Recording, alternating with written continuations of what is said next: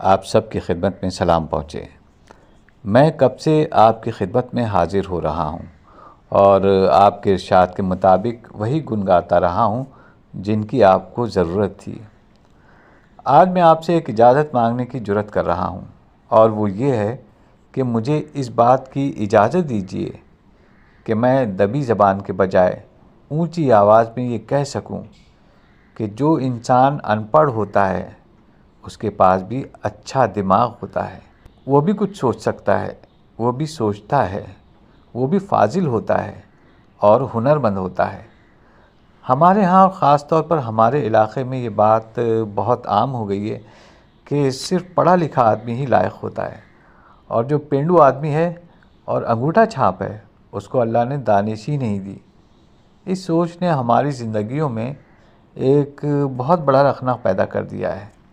اور ہم ایک دوسرے سے جدا ہو گئے۔ ہمیں سیاسی، سماجی اور نفسیاتی طور پر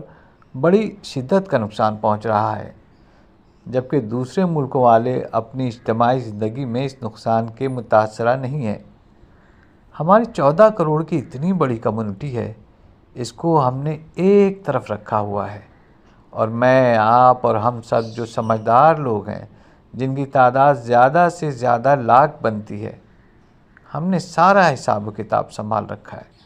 اور اصل میں ہم ہی اس ملک کے آقا اور حکمران بنے بیٹھے ہیں۔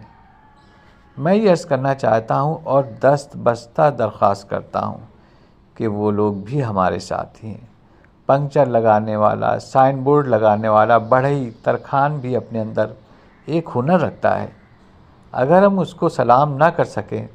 تو کم از کم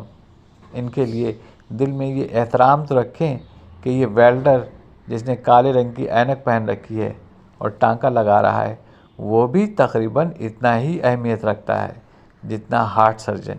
یا بائی پاس کرنے والے کا علم ہوتا ہے۔ لیکن ہم نے ایسے ہنرمندوں کو ایک طرف رکھا ہوا ہے